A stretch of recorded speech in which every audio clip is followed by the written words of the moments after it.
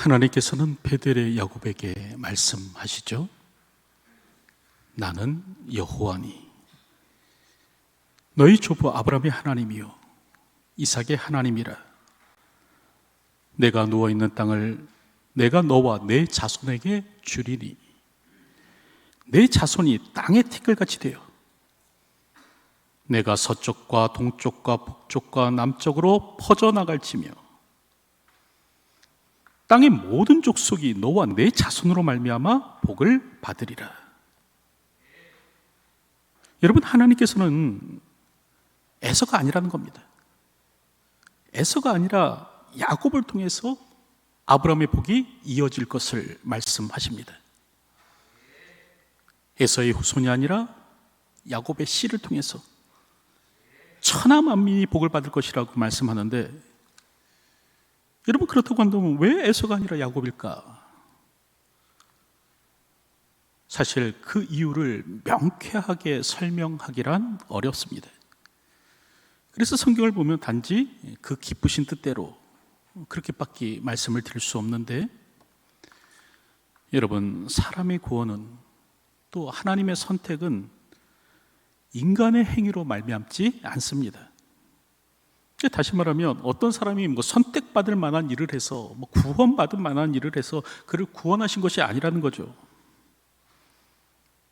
우리는 뭔가 그래도 구원받을 만한 일을 했으니까 하나님이 나를 구원하시지 않았겠느냐, 내가 뭔가 선택받을 만한 내 안에 그런 것들이 있으니까 나를 선택하지 않으셨겠느냐, 그렇게 생각하지만 성경은 그렇게 말씀하지 않습니다.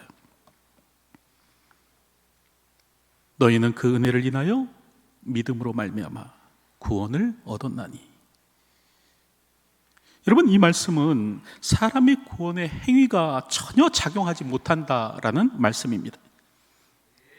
사람의 구원은요, 사람의 노력으로 이루어지는 것이 아니라는 거예요. 이게 기타 종교와 기독교의 차이점입니다. 에베소서 2장 9절을 보면 행위에서 난 것이 아니니 이는 누구든지 자랑하지 못하게 하려 함이라. 여러분, 구원이 은혜요, 우리의 자랑이 되지 못하는 까닭은 사람의 행위에서 난 것이 아니기 때문에 그렇습니다. 그럴 때 이를 성경은 그 기쁘신 뜻대로, 하나님의 뜻대로, 하나님이 기뻐하신 뜻대로 라는 표현으로도 말씀하고 있는데, 특별히 로마서 9장을 보면 왜 에서가 아닌 야곱일까에 대해서 바울은 다음과 같이 말을 합니다. 그뿐 아니라 또한 리브가가 우리 조상 이삭 한 사람으로 말미암아 임신하였는데 그 자식들이 아직 나지도 아니하고 무슨 선이나 악을 행하지 아니한 때에 택하심을 따라 되는 하나님의 뜻이 행위로 말미암지 않고 오직 부르시는 이로 말미암아 서게 하려 하사 리브가에게 이르시되 큰 자가 어린 자를 섬기리라 하셨으니 기록된 바 내가 야곱은 사랑하고 에서는 미워하였다 하심과 같으니라. 그런즉 우리가 무슨 말을 하리요? 하나님께 불의가 있느냐? 그럴 수 없느니라. 여러분, 바울은 하나님께서 에서가 아닌 야곱을 선택하셨다고 해서, 그렇다고 해서 하나님이 불의하시다고 할 수 있느냐? 그럴 수 없느니라, 그런 말을 하는 겁니다. 그러면서 이제 토기장이 유비를 꺼내는데, 토기장이가 진흙 한 덩이로 하나는 귀 있을 그릇과 하나는 천 있을 그릇을 만들 권한이 없겠느냐, 그런 말을 합니다. 토기장에겐 그럴 권한이 있다는 거예요. 그리고 또 진흙이 토기장에게 왜 이건 이렇게 만들고 저건 저렇게 만듭니까? 따질 수 있느냐? 없다는 거죠. 마찬가지로 진토에 불과한 오늘 우리가 왜 에서가 아니고 야곱입니까? 하나님 앞에 따질 수 없다고 합니다. 이는 하나님의 주권적 행위라는 거예요. 하나님께는 충분히 그럴 만한 권한이 있다는 겁니다. 이렇듯 여러분, 우리의 구원은 신비입니다. 왜 하나님께서 날 구원하셨나? 이걸 명쾌히 설명하기가 사실 어렵습니다.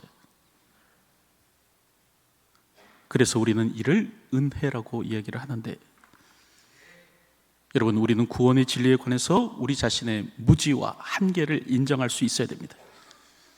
구원의 신비를 오늘 우리가 인정할 수 있어야 되죠. 그럼에도 불구하고 오늘 성경을 보면 한 가지 분명한 건 뭐냐면, 에서는요, 그의 아버지 이삭과 달리 세속적 사람이었다는 겁니다. 그러니까 거룩한 씨를 통해서 세상을 구원하시려는 하나님의 계획에 대해서 별 관심이 없었습니다. 그래서 가나안 여자와 결혼하죠. 창세기 26장 34절을 보면 에서가 40세에 헷 족속 부엘의 딸 유딧과 헷 족속 엘론의 딸 마스밧을 아내로 맞이하였더니, 여기서 헷 족속은 가나안의 아들 헷으로부터 형성된 족속입니다. 이들은 오래전부터 가나안 땅에 거주하였는데 주로 헤브론 지역과 가나안 중앙산지에 거주했습니다. 그러면서 가나안의 가장 큰 세력을 형성했던 사람들인데, 훗날 하나님께서는 가나안으로 들어가는 이스라엘 백성들로 하여금 이들을 멸망시키도록 그렇게 명령하시죠. 여러분, 이처럼 멸망받아야 할 족속이 헷 족속이었습니다. 근데 에서가 이 족속의 여인들과 결혼을 한 겁니다. 이는 아버지 이삭의 마음에 큰 근심이 되었고, 여러분, 그럴 때 이삭은 이제 형 에서를 피해서 하란으로 도망하는 야곱에게 다음과 같은 당부를 합니다. 너는 가나안 사람의 딸들 중에서 아내를 맞이하지 말고 일어나 밧단 아람으로 가서 내 외조부 부두엘의 집에 이르러 거기서 내 외삼촌 라반의 딸 중에서 아내를 맞이하라. 이런 당부를 하는데요. 여러분, 오늘 본문을 보면, 오늘 본문은 이 야곱이 아버지의 당부대로 이제 외삼촌의 딸들과 결혼한 장면이 기록되어 있습니다. 야곱이 하란에 이르렀을 때 기적과도 같이 그의 사촌 라헬을 만나죠. 근데 이 라헬을 만날 때 야곱이 그만 마음을 빼앗깁니다. 자기도 모르게 이제 라헬을 사랑하게 된 거예요. 그래서 외삼촌과 약정을 맺는데, 라헬을 위해서 결혼 지참금 명목으로 7년 동안 외삼촌을 위해서 일하겠다, 그런 말을 합니다. 여러분, 그럴 때 여기서 7년의 노동은 당시 일반적인 결혼 지참금, 그 일반적인 결혼 지참금의 2배에 해당되는 액수였습니다. 이 고고학적 발굴에 의하면 이 누지 문서라는 것이 발굴되었는데요. 그럴 때 이제 이 누지 문서를 보면 당시 결혼 지참금이 은 30에서 40세겔 정도였다고 그렇게 기록되어 있습니다. 그럴 때 이제 은 10세겔은 목자의 1년치 임금에 해당됐는데, 그러므로 야곱이 라헬을 위해서 7년 봉사하겠다는 말은 뭐냐면, 통상 지불하는 결혼 지참금의 2배를 내가 지불하겠다, 그런 의미입니다. 그만큼 야곱이 라헬을 사랑했죠. 이에 라반은 그를 내게 주는 것이 타인에게 주는 것보다 나으니 나와 함께 있으라 말을 합니다. 이 일로 인해서 이제 야곱은 외삼촌을 위해서 일을 하는데,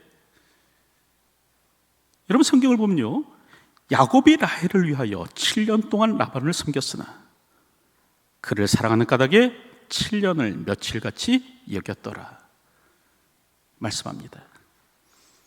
7년을 며칠같이. 지난 개혁성경은 7년을 수일같이라고 얘기하는데요, 야곱이 라헬을 사랑하는 까닭에 7년을요 수일처럼 여겼다는 거예요. 우리는 여기서 그 라헬을 향한 야곱의 사랑이 어떠한지를 알게 되죠. 더불어 교회를 향한 우리의 사랑이 어떠해야 하는지도 알게 됩니다. 여러분, 교회는 주께서 피로 세우신 기관입니다. 예수님의 피로 교회가 세워졌습니다. 사도행전 20장 28절을 보면 여러분은 자기를 위하여 또는 온 양떼를 위하여 삼가라. 성령이 그들 가운데 여러분을 감독자로 삼고 하나님이 자기 피로 사신 교회를 보살피게 하셨느니라. 그렇게 말씀하는데 하나님이 자기 피로 사신 교회 그렇게 말씀하죠. 그럴 때 여기서 하나님 앞에 숫자 1이 적혀 있고요. 각 줄을 보면 어떤 사본의 주께서라고 그렇게 되어 있습니다.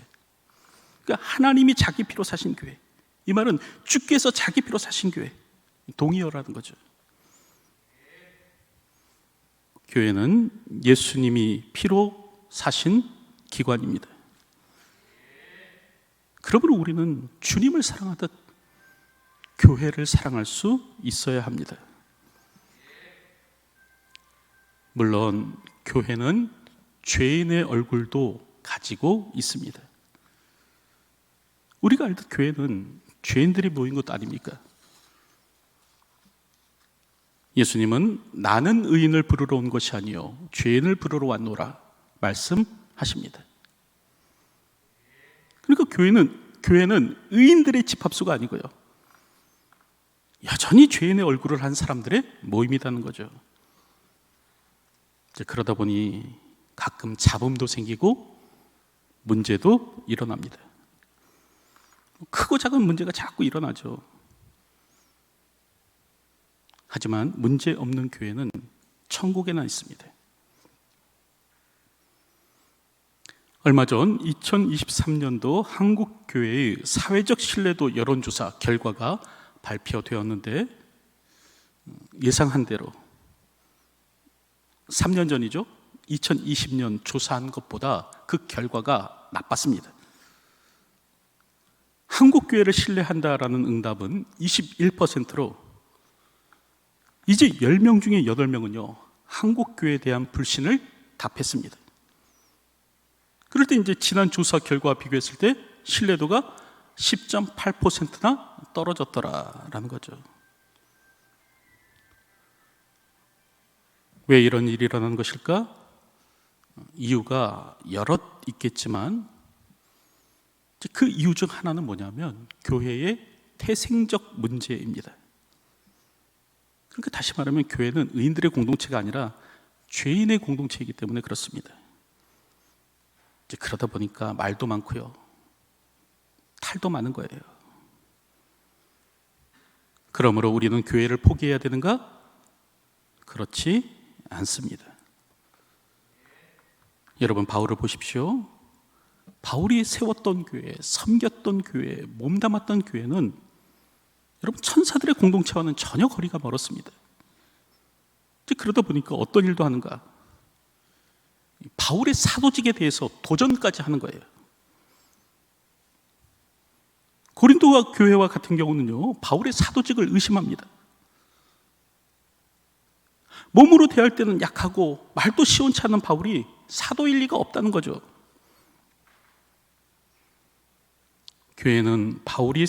고린도 교회는 바울이 세운 교회입니다. 그 2차 전도 여행 시 바울이 고린도에 1년만 머물면서 세웠죠. 유대인들의 방해를 무릅쓰고 극적으로 세운 것이 이 고린도 교회인데, 그럼에도 불구하고 이 고린도 교회 안에는 당파의 문제, 불륜의 문제, 소송의 문제, 혼인의 문제, 우상의 재물에 대한 문제, 성찬에 대한 문제, 은사에 대한 문제, 부활에 관한 문제, 헌금에 관한 문제 등이 있었습니다. 우리는 간혹 초대교회를 이상적 교회로 생각합니다. 그래서 이제 초대교회로 돌아가자 그런 말을 하곤 하죠. 하지만 그렇지 않습니다. 처음 얼마 동안만 이상적이었어요. 시간이 지나자 곧 초대교회도 문제가 생겼습니다. 그래서 사도행전 6장만 돼도 6장을 보면 곧 문제가 생겼어요. 초대교회도 삐걱거리고 떽떽거리면서 살아갔더라는 거죠. 그럼에도 불구하고 바울은 교회를 그래서 포기했는가? 그렇지 않습니다.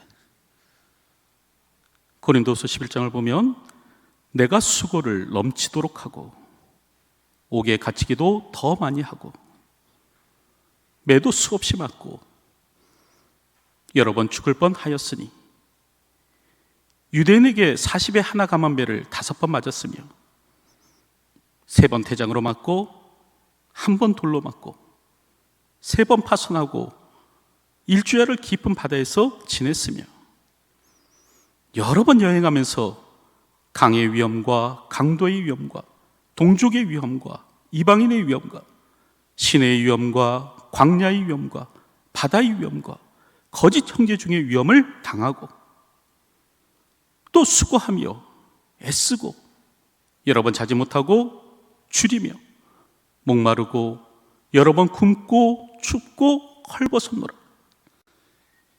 이 외의 일은 고사하고 아직도 날마다 내 속에 눌리는 일이 있으니 곧 모든 교회를 위하여 염려하는 것이라 그랬습니다. 여러분, 바울은요 위험을 당하고 막 애쓰고 수고하고 자지 못하고 굶고 춥고 헐벗었지만 그럼에도 불구하고 교회에 대한 염려를 놓지 않았더라라는 거예요. 교회에 대한 사랑을 포기하지 않았다라는 거예요. 우리 역시 교회를 사랑해야 합니다. 어떤 일이 있어도 교회를 포기해서는 안 되죠. 사탄은 우리를 부추길 것입니다. 소망 없다, 떠나라 말할 겁니다. 하지만 교회의 주인은 예수님이십니다. 예수님은 교회를 향해서 내 교회라고 말씀하셨습니다. 그렇다면 교회의 주인 되신 예수님께서요 반드시 자신의 교회를 올바로 세워 가실 것이며 교회를 회복시키실 것이며 더욱 든든한 반석 위에 올려 놓으실 것입니다. 우리는 이런 소망 가운데에서 교회를 사랑함으로 살 수 있어야 하는 것입니다. 제가 간혹 보는 프로그램 가운데 금쪽 같은 내 새끼라는 프로가 있는데 그 정신건강의학과 전문의죠. 그 오은영 박사께서 아이들이 여러 문제 행동을 교정해 주는 것 그런 내용이 아닙니까? 여러분 그 프로그램을 보면 아이들이 여러 문제 행동이 나타나요. 뭐 음식 먹기를 거부하는 것 아이도 있고 학교 가기를 거부하기도 하고 또 부모를 향해서 막 욕을 하고 또 심지어는 폭력까지도 휘두르죠. 그런데 한 가지 신기한 것은 뭐냐면 저라면 저렇게 하면 못 키울 것 같아요. 저라면 저렇게 하면 못 키우겠다라는 생각이 드는데 그럼에도 불구하고요 단 한 부모도 자식을 포기하는 부모가 없더라는 거예요.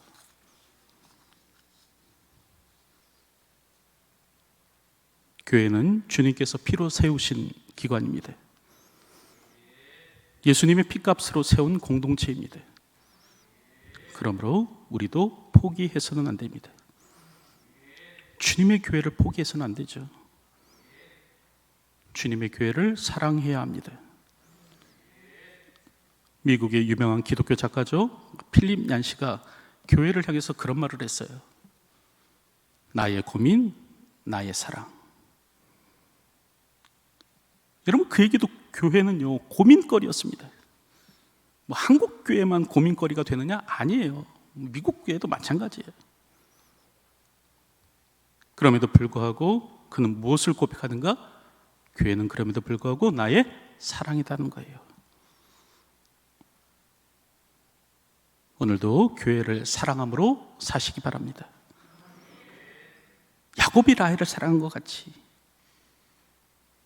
야곱이 라헬을 사랑해서 7년을 수일처럼 여긴 것 같이 오늘도 동일한 마음으로 주님의 교회를 사랑할 줄 아는 저와 여러분들이 되어야 할 것입니다.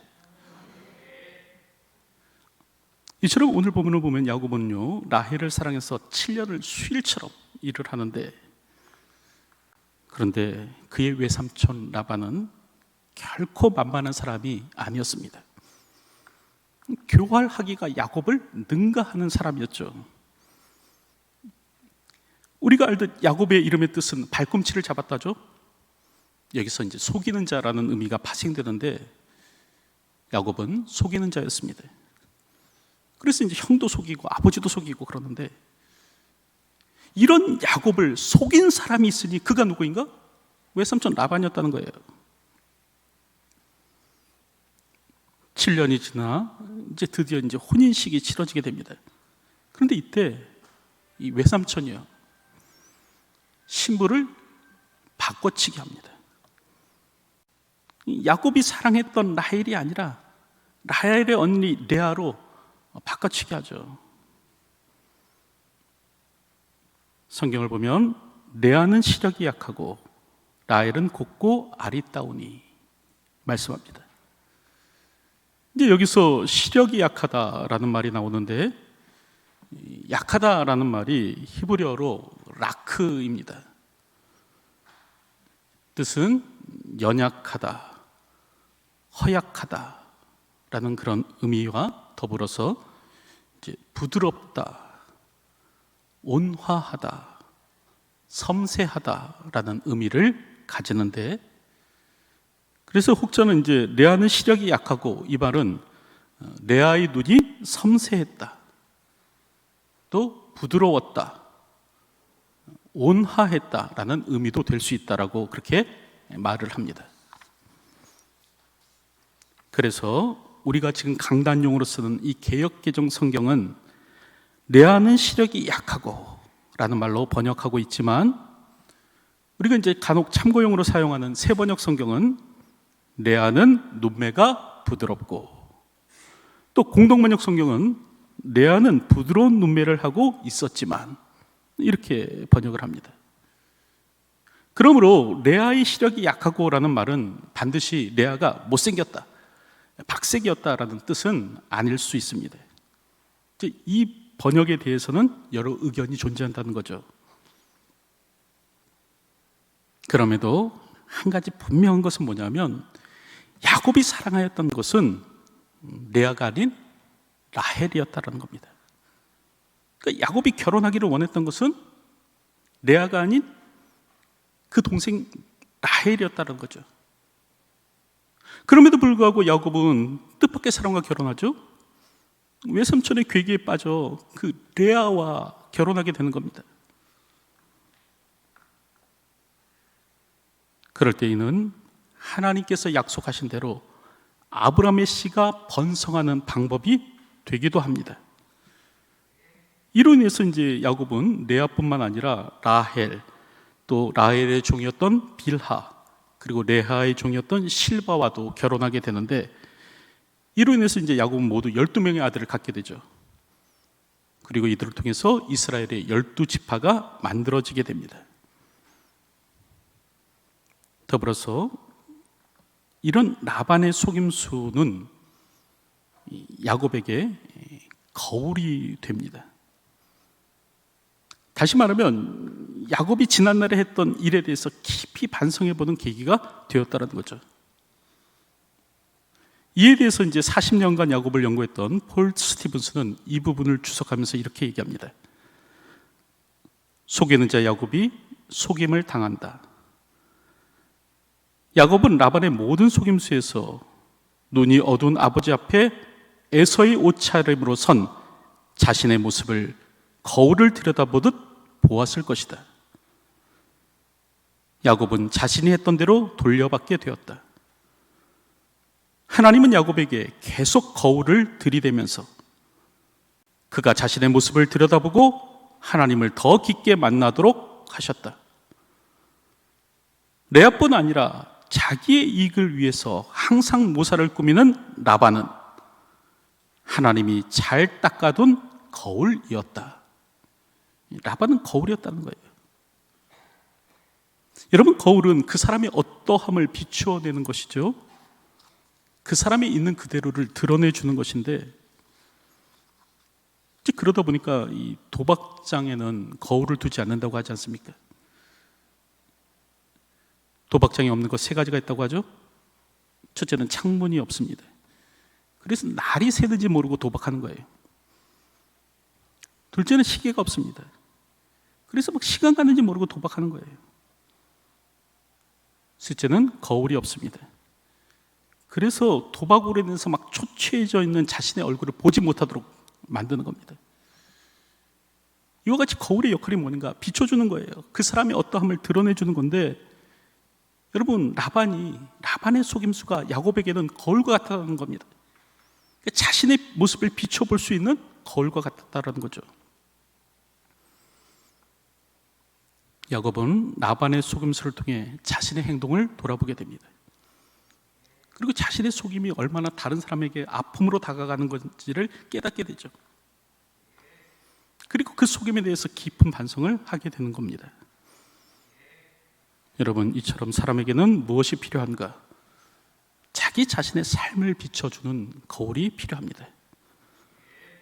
그럴 때 물론 특정인의 모습이 오늘 우리의 삶을 돌아보는 거울이 될 수 있지만, 특별히 오늘 우리는 하나님의 말씀인 성경을 거울 삼아 살아야 합니다.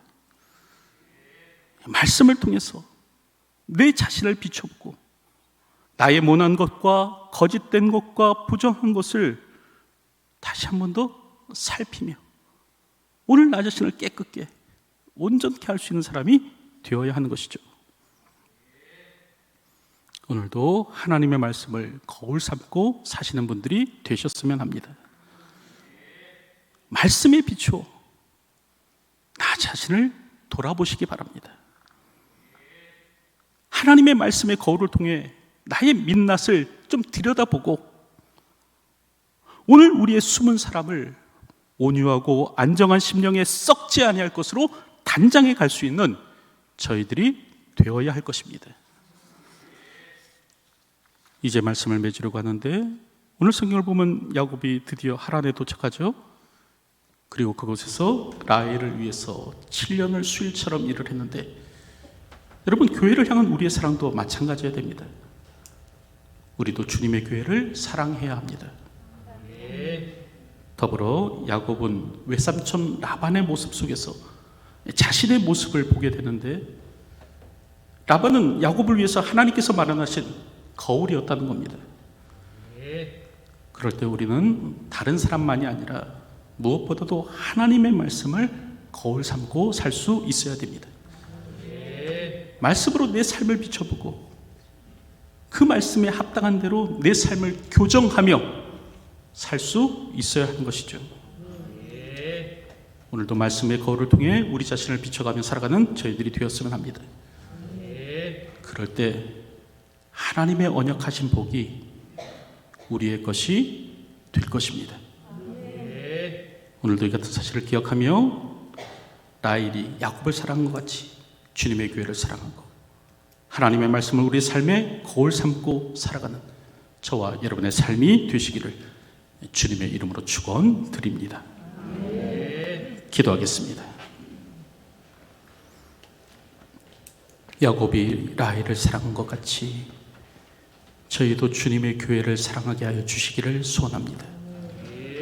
주께서 피 흘려 세우신 교회임을 기억해 하여 주시고 오늘도 마음을 다해 교회를 사랑하는 저희가 되게 하여 주시옵소서.